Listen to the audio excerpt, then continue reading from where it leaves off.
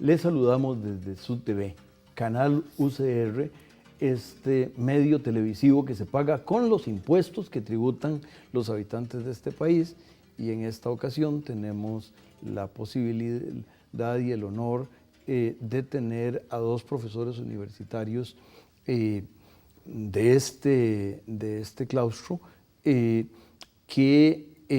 además son los superintendentes de dos tareas muy importantes. Tenemos a don Edgar Robles, superintendente de pensiones, profesor de introducción y autor de un libro de texto precisamente sobre ese ámbito, y profesor de microeconomía en la universidad, en este campus. Bienvenido, don Edgar. Muchas gracias por la invitación.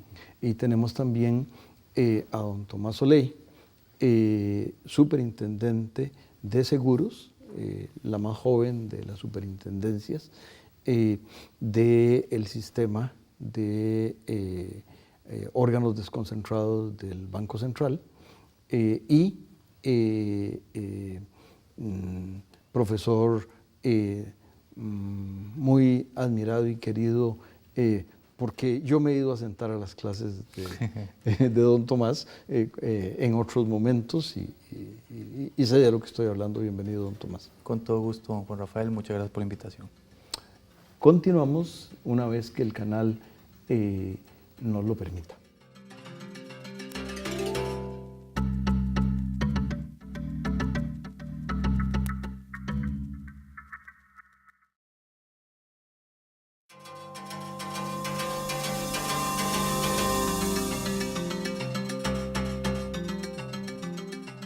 Continuamos, amigas y amigos, con don Edgar y don Tomás, y quería, don Tomás, un poco pedirle que hiciera un breve resumen de las tareas y los retos que esta nueva superintendencia,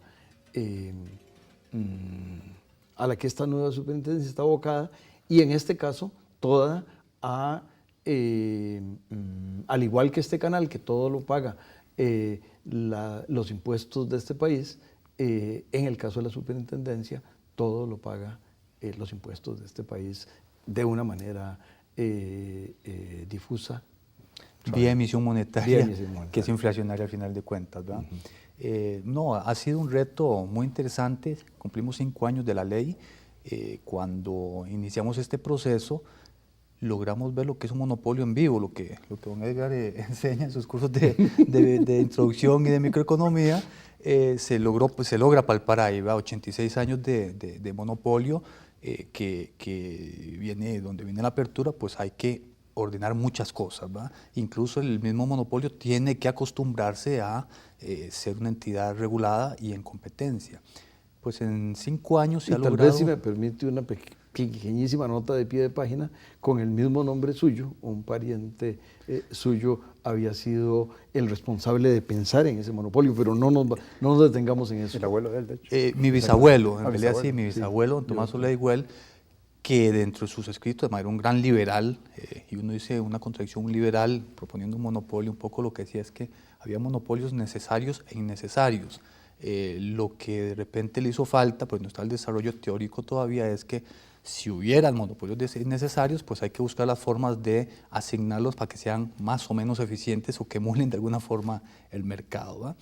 Pero en este caso, en estos 5 años, el reto más grande fue, primero, lograr una apertura que fuera transparente, que fuera ordenada. Eso se logró tempranamente con un reglamento de apertura y de registro de entidades. Lo segundo, lograr una normativa, crear un marco regulatorio claro, transparente, que siguiera los estándares más altos internacionales, porque el consumidor de seguros, igual que el consumidor de cualquier servicio financiero, se merece la mejor supervisión posible, ¿va? Y el tercer elemento importantísimo que nos da la ley es el tema de protección del asegurado, de protección de sus derechos económicos y entregar la más amplia información. En ese sentido, pues tenemos ya 11 entidades que están autorizadas para vender seguros en el país. Se ordenó el tema de intermediarios, entonces ahora hay una figura que son los corredores de seguros, que antes no existían. A nivel de consumidor, pues se ha generado mucha estadística, mucha información, y estamos pues con un proceso permanente de ayudar al consumidor a mejorar su educación financiera y a mejorar su forma de tomar decisiones. Retos para los siguientes 5 años, pues tenemos a nivel de supervisión algo en que estamos enfrascadas todas las superintendencias, que es el tema de supervisión basado en riesgos, ir acotando cada vez más a modelos que sean, que logren identificar los riesgos relevantes y logren primero requerir capital adicional a las compañías más riesgosas, y además que logren de parte del supervisor tener alertas tempranas también y intervenciones oportunas. En ese proyecto grande estamos, pues ahora es uno de los grandes retos que tenemos para los siguientes años. Don Edgar, ustedes tienen un proceso un poco más largo. Si mi memoria no me engaña, usted ha estado en la institución desde que se creó. Usted fue brevemente viceministro de Hacienda y ¿cuántos años tiene ya de estar? Yo inicié mis funciones en la superintendencia en el 2002. La superintendencia existe desde varios años antes, desde el 95, 96, pero es hasta el año 2000 en donde empieza a tener mayor relevancia, que es con la aprobación de la Ley de Protección al Trabajador, porque anteriormente estaba a cargo, ahí está mi error. Estaba a cargo de la parte de planes voluntarios, y es a partir del 2000 en donde empieza el nuevo pilar, que es el que es administrado por las operadoras de pensiones. Junto con eso, la superintendencia también se ve involucrada en lo que es la supervisión de los planes básicos, planes de pensiones básicos o regímenes básicos, en donde el más importante es el de la Caja del Seguro Social, el régimen de invalidez, vejez y muerte, y en el cual hemos tenido una gran discusión sobre la forma en la cual se ha venido manejando y sobre la carencia de reformas y la falta de visión que han tenido las entidades, las personas encargadas de esa entidad para hacer de este sistema un sistema saludable que persista a través de los años. La gran lucha que ha dado la superintendencia en estos últimos años es precisamente en lograr que la administración de la Caja entienda de que si no se hacen reformas, el camino que lleva la institución es uno único, y es a que el régimen desaparezca, a lo cual el país no puede darse ese lujo, pues es uno de los pilares fundamentales que tiene la seguridad social costarricense, y que de hecho se reforzó esa seguridad social con la aprobación de la Ley de Protección al Trabajador, cuando se crean los fondos voluntarios, los fondos obligatorios administrados por las operadoras de pensiones. Pero hay que entender que, si bien son complementarios, no va a ser suficiente solamente una parte, sino que este modelo consiste de dos partes, en donde las dos partes tienen que jalar igual.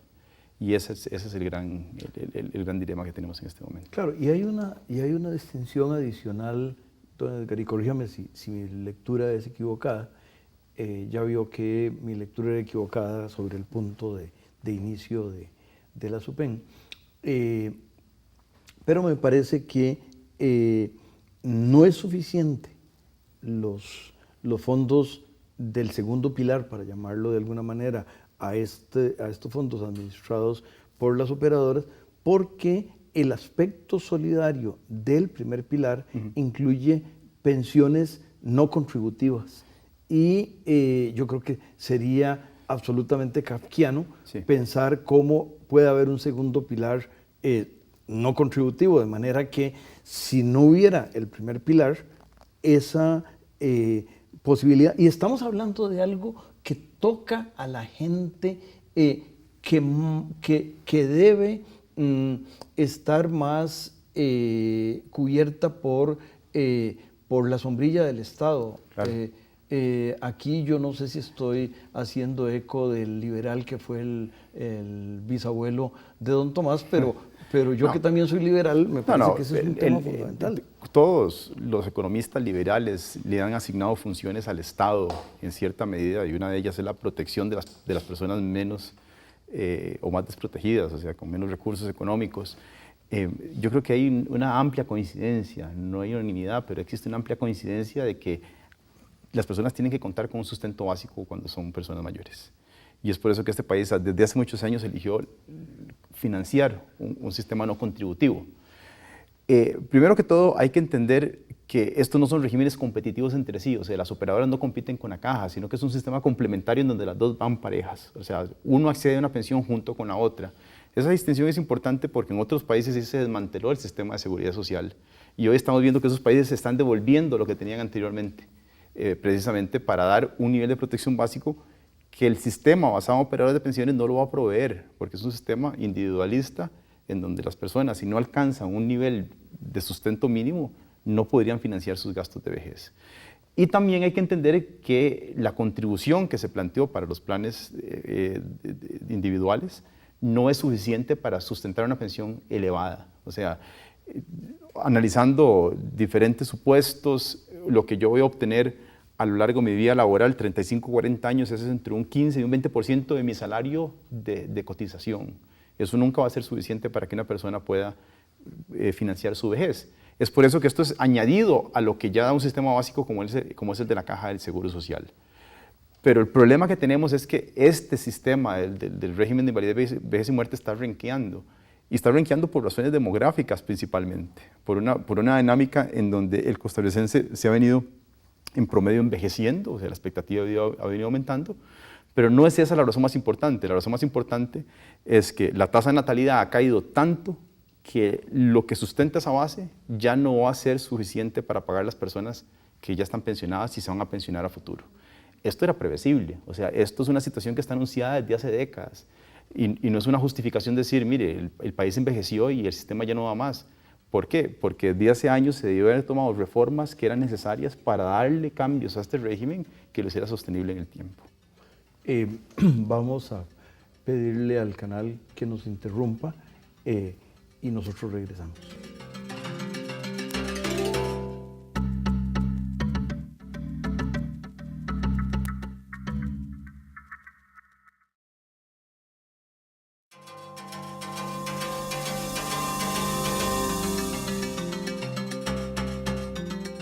Continuamos, amigas y amigos, conversando con los dos universitarios y superintendentes, don Tomás y don Edgar.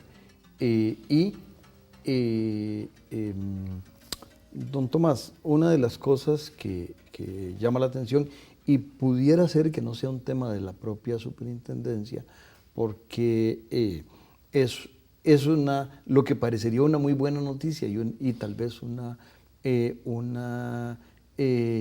noticia tal vez preocupante, pero usted es el experto, es que el INS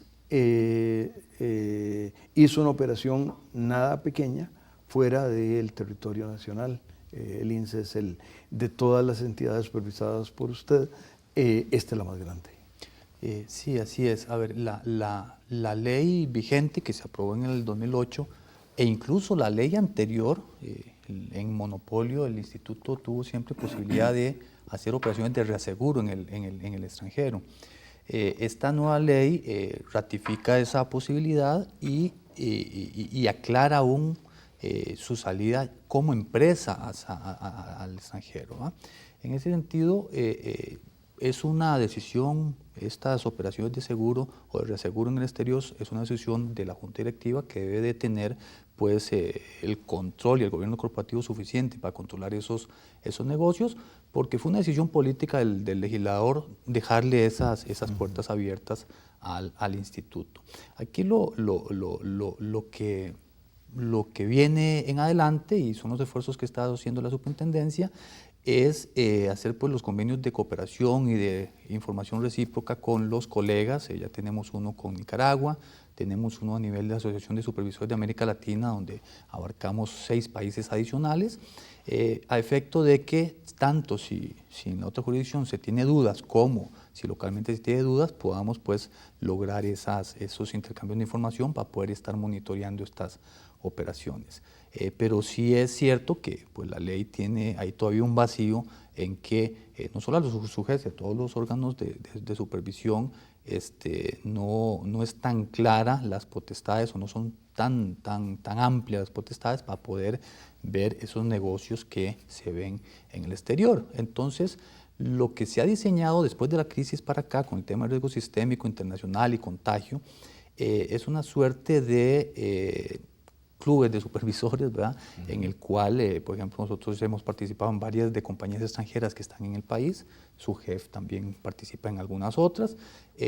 Nosotros estaríamos organizando, en el momento en que el instituto salga al exterior ya con una entidad propiamente establecida, estaríamos organizando también colegios de supervisores del instituto con todas las jurisdicciones donde vaya a tener negocios en orden, con la idea de poder conocer todo lo que está pasando en todo el grupo financiero que es el Instituto Nacional de Seguros. Entonces sí son operaciones que el legislador autorizó.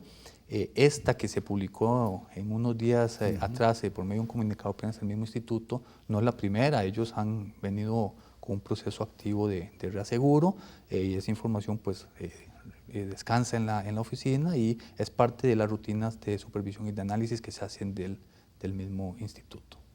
Don Edgar, uno de los éxitos anunciados de la SUPEN era el crecimiento de estos fondos. Claro. Y, digamos, alrededor de esos, desde hace algún tiempo, y dentro del marco de la ley y dentro de la discusión de las modificaciones, uno de los temas era, comillas, qué hacer con todo ese dinero, que además en estos primeros años de mayor crecimiento y de menos utilización, sí, porque la población costarricense se parece mucho más a usted, que es todo lo joven que usted luce, y las gentes como yo, de la tercera edad, somos todavía poquitos. Dennos tiempo porque algún día ustedes dos me los traeré, tal vez ya yo no esté, pero me los traeré al grupo de la tercera edad. Y llegaríamos con mayoría relativa. Pero ¿cómo sí mira la superintendencia este tema de los dineros? Y es que se ha hablado también de ciertos nuevos usos. Claro. Bueno, uno de los temas de mayor discusión que genera la acumulación de fondos en este tipo de regímenes de capitalización individual es cómo usar esos dineros. En 12 años que tenemos desde que se están acumulando dineros en Costa Rica en estos fondos, tenemos acumulado cerca de 6.000 millones de dólares. Es un monto que incluso es superior a lo que administra la Caja del Seguro Social, el Poder Judicial, el Magisterio, todos juntos. Y equivalen a cerca de un 15%, 14% del PIB, o sea, con tendencias crecientes a través del tiempo. Esto va a seguir creciendo, pues la dinámica de acumulación no va a parar, sino hasta bien entrados los años 30, en donde se empieza a estabilizar por el tema del mismo envejecimiento. Y la gran interrogante es cómo lograr para usar estos fondos para encontrar los objetivos, otros objetivos como por ejemplo sustituir el financiamiento público de carreteras, o de aeropuertos, o de escuelas, o de tantas obras de infraestructura que el país necesita. Hay que entender que el objetivo último y primero que pretende los fondos de pensiones es otorgar una pensión, entonces eso tiene que prevalecer sobre todas las otras cosas. O sea, no podemos estar pensando en dar créditos subsidiados para vivienda, pues esos son otras políticas públicas que tienen que ser atacadas con otras medidas del Estado. Entonces, si yo puedo promover infraestructura y a la vez generar mayores rentabilidades a los fondos de pensiones, y eso me permite tener una mayor disposición de instrumentos para invertir esos recursos, voy a estar logrando mayor rentabilidad y a menor riesgo porque está más diversificado. O sea, estamos claros que eso parece un imposible, pero si no estamos en la frontera eficiente de inversión, eso es factible en nuestro país. Y claramente no lo estamos porque hay una alta proporción de estos recursos que están invertidos en fondos públicos, en títulos del Ministerio de Hacienda y Banco Central, y tenemos que ir cada vez teniendo una menor participación de las inversiones en estos títulos y mayor participación en emisores privados y en emisores de infraestructura. Ya hay algo de eso. O sea, los fondos de pensiones hoy parcialmente se utilizan para financiar, por ejemplo, plantas de generación eléctrica del Instituto Costarricense de Electricidad o de la Compañía Nacional de Fuerza y Luz, alguna cooperativa de electrificación rural, pero hay que hacer mucho más que eso. Y hoy por hoy existe la posibilidad de que una estructuración de una carretera sea posible para que los fondos de pensiones compren ese tipo de situaciones. Hay una serie de circunstancias que eso lo ha impedido. la mayoría ligadas al tipo de garantías que pueden ofrecer este tipo de instrumentos a los inversionistas, que en este caso son los fondos de pensiones, y se pueden mejorar esas circunstancias, esas situaciones que harían que los fondos de pensiones se utilicen, digamos, de una forma, digo yo, más sexy, digamos, que la sociedad sienta que sus ahorros, su esfuerzo de ahorro de muchos años se ha utilizado además para promover obras que ellos mismos van a utilizar. Sí, hay un doble gane, don Tomás. Sí, además de que el tema es fascinante, esto además trasciende también los fondos de pensión. Los fondos de pensión de repente son los que están como más a la vista, pero hay otros inversionistas institucionales, entre otros las mismas compañías de seguros que acumulan grandes cantidades de reservas de inversiones. El instituto tiene casi 2.000 millones de dólares ahí. Que estos pues vienen a ser también instrumentos adicionales que permiten que diversifiquen también sus inversiones. Pues yo coincido totalmente con don Edgar en el sentido de que ahí lo que hay que ver es cuál es el fin último de estos recursos. El caso de los fondos de pensiones es pagar pensiones, ¿verdad? El caso de las compañías de seguros es pagarle a los asegurados los compromisos que hay con ellos. Entonces ahí sí estos procesos deben ser muy transparentes, muy claros, la valoración de esos títulos a efecto de que pueda estarse cuidando el fin último que es la garantía de estos compromisos que tienen las distintas instituciones, inversionistas institucionales. Y hay un tema de fondo, y es el tema fiscal, ¿verdad? Igual que los fondos de pensiones, las inversiones del instituto y otras compañías aseguradoras están prioritariamente en fondos, en títulos de gobierno, Banco Central, etc. Entonces, no es cuestión... Y esto es básicamente porque los reglamentos sugieren eso y porque además creo que no hay... Es la estructura del mercado. Es la estructura del mercado, no hay otra oferta, ¿verdad? No hay más oferta que eso, pero hay una realidad que con una situación fiscal como la que se tiene, el que salgan nuevos instrumentos, al final de cuentas también hay una presión adicional para la parte fiscal, lo cual es bueno, de que ordene el tema del déficit, etcétera, porque son recursos que no van a estar tan a la mano porque van a haber otros compitiendo por esos mismos recursos. Yo siento, y eso es importante también tenerlo en perspectiva. Yo siento que la situación fiscal del país, y en esto está más calificado don Edgar Ayales para hablar, pero a través de los años sí ha visto beneficiada por la existencia de estos fondos. O sea, sin estos fondos el gobierno no hubiera tenido lugar donde parquear sus déficits y quizá lo hubiera presionado para establecer reformas fiscales de una forma más pronta de lo que tenemos hoy en día. Entonces, mientras estos recursos existan, siempre va a existir la gran tentación de utilizar estos recursos para financiar déficits fiscales. Y eso atenta contra los mismos intereses de las personas que participan, por ejemplo, en los fondos de pensiones. ¿Por qué? Porque en la medida en que estos dineros se mantengan en Costa Rica y no haya posibilidades de hacer nuevas inversiones, pues vamos a tener una cantidad de recursos que se queda acá y unas tasas de interés más bajas de las que hubieran existido en ausencia de este tipo de circunstancias. Tal vez explique un poquito, Edgar, por qué don Tomás sí le entendió muy bien, pero tal vez algunas amigas y amigos no entendieron por qué las tasas de interés son más bajas en ese contexto. En el momento en que hay una cantidad de fondos a disposición para ser invertidos y el principal emisor de títulos en el país es el Ministerio de Hacienda, pues estos inversionistas, que son los oferentes de los títulos, van a tener que ofrecer menores tasas de interés, ¿verdad? O aceptar menores tasas de interés para poder colocar esos ahorros en títulos de Hacienda principalmente. Digo yo, si estos recursos no existieran, el Ministerio de Hacienda tendría que salir a buscar recursos, pagar mayores tasas de interés, y eso tiene una incidencia positiva sobre los ahorrantes. Si estos recursos existen, el Ministerio de Hacienda no va a tener tanta presión por colocar estos recursos y puede ofrecer tasas de interés más bajas. Ahora, los fondos de pensiones pueden invertir en el exterior, pero la realidad es que ni siquiera el 2% de estos fondos están siendo invertidos en la actualidad y la mayoría se están quedando en Costa Rica, lo cual eventualmente va a causar problemas de rentabilidad a las inversiones de los fondos de pensión. E incluso, si no entiendo mal, los fondos salvadoreños, y no sé si algunos invierten otros, en títulos del ICE, por ejemplo, o en títulos de gobierno de Costa Rica, sí, claro. Ajá. Lo cual quiere decir otro contexto de éramos muchos y parió la abuela. Sí, sí. ¿Qué retos, y ya don Tomás adelantó un poquito en el caso de su GESE, los retos, pero no sé si quieran plantear, y me parece que aquí hay un reto no exactamente de SUPEN, alrededor de algo que usted también ya, don Edgar, adelantó sobre el tema del IBM, que la ley no permite la regulación sobre el IBM.